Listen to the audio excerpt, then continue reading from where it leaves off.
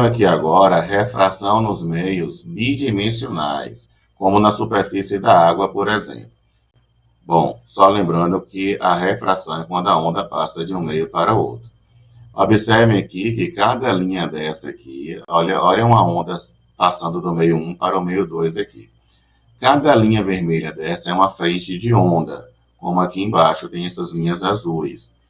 Aqui, observem a distância de uma linha para outra, de uma frente para outra. A distância de uma frente para outra corresponde ao lambda, ao comprimento de onda. Porém, quando passa para o meio 2, primeira observação, a direção muda.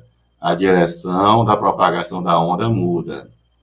E observem aqui que as novas linhas de frente são azuis. Bom, a onda é a mesma, tá, turma?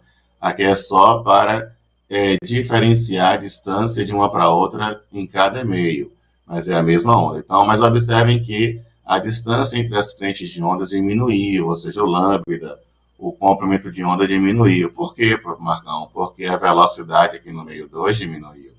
Lembrando da sala de aula, quando a luz passa do ar para a água, na água a velocidade é menor. Mas lembrem da observação que fizemos agora há pouco, que a frequência, ela se mantém, ela é a mesma, não muda. Então, se a frequência não muda, lembrando da equação da onda, V é igual a lambda vezes F. Se a frequência é a mesma, sabendo que a velocidade se altera, consequentemente o lambda tem que se ajustar também, tem que alterar. Se a velocidade diminui, o lambda também tem que diminuir na mesma medida, ok? Para que a frequência se mantenha constante.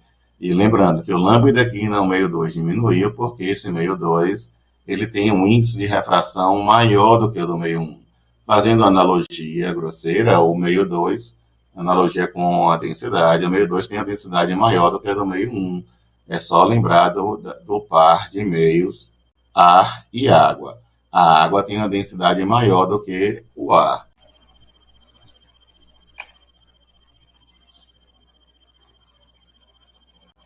Após a refração, somente a frequência permanece a mesma, constante, lembrem disso.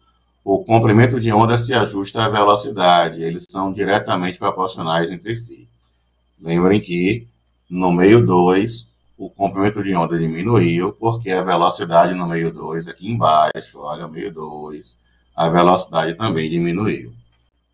Guardem na memória essas duas observações.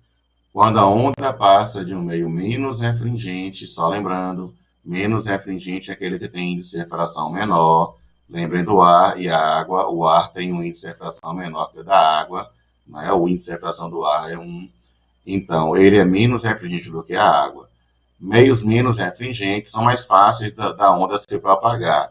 Então, o que acontece aqui? Quando a onda passa de um meio menos refringente para um mais refringente, tanto a velocidade quanto o comprimento de onda diminui, mas a frequência permanece a mesma, não esqueçam disso. E o contrário, quando passa de um meio mais refringente seria similar a passar da água para o ar.